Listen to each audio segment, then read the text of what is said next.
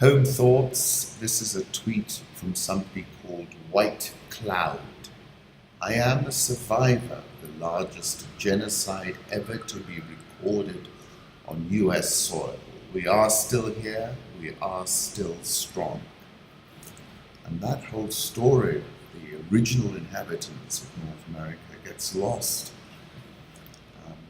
completely. Happy Thanksgiving.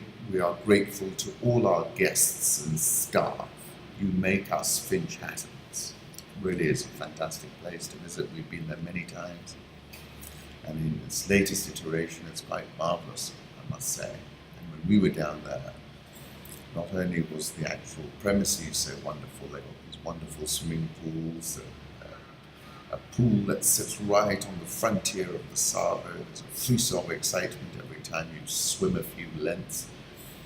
And we were just surrounded by elephants. We heard lions at night outside our tent. It was just as you wish the Savo to be wild. My dearest 11-year-old Hannah has been in what I would describe a maturing phase in her life, and at times quite short.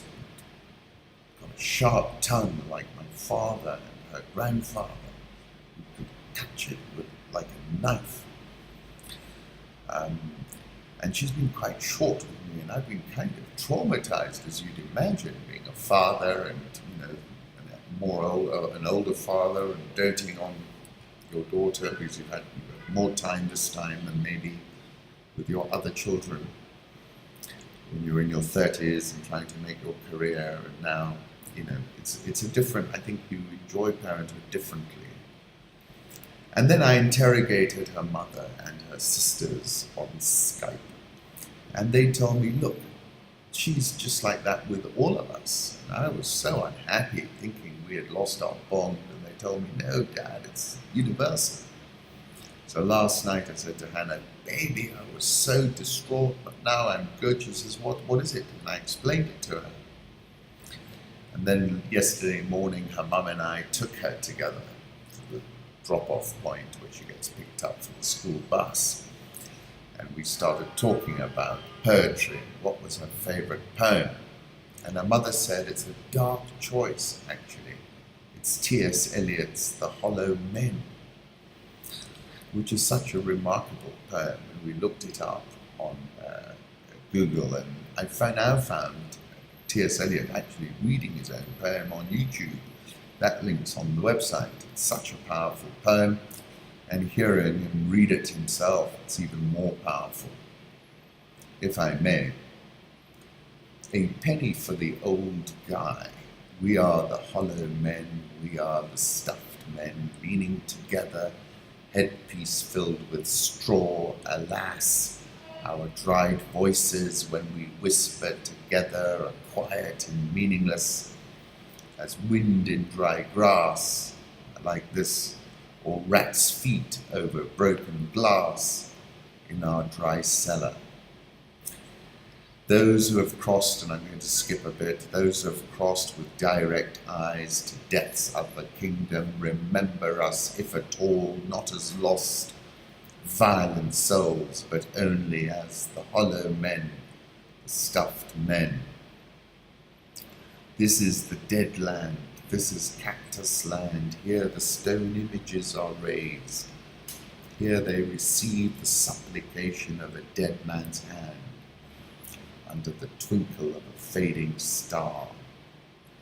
And what I find very powerful is this. Here we go round the prickly pear, prickly pear, prickly pear. Here we go round the prickly pear at 5 o'clock in the morning. This, between the idea and the reality, this is like when you have, it's just amazing. Between the motion and the act falls the shadow. For thine is the kingdom. Between the conception and the creation, between the emotion and the response, falls the shadow. Life is very long. Between the desire and the spasm, between the potency and the existence, between the essence and the descent, falls the shadow. For thine is the kingdom, for thine is life, for thine is the... And then these are the 4 most quoted lines, poetry, anywhere in the world today.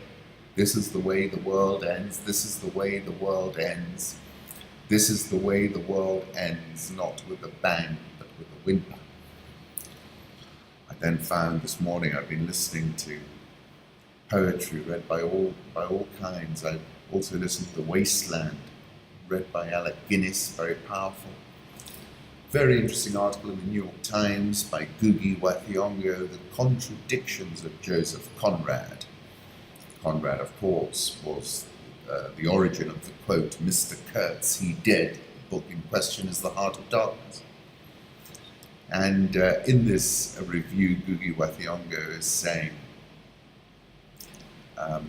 that in The Heart of Darkness, Conrad's literary stand-in Charles Marlowe talks of imperialism as a form of robbery, accompanied by violence and aggravated murder on a grand scale. Colonial ventures are mostly about taking the earth away from those who have a different complexion or slightly flatter noses than ourselves. This captures in one sentence capitalism's racist roots in slavery and conquest. Conrad also anticipated a capitalist system's capacity to dismantle societies, a point he illustrated through his depiction of Mr. Holroyd, the cynical American silver and steel tycoon in Nostromo.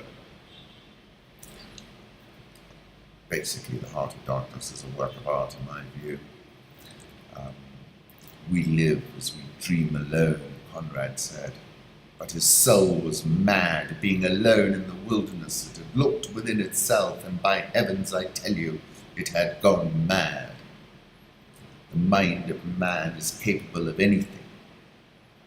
The final quote, we live in the flicker.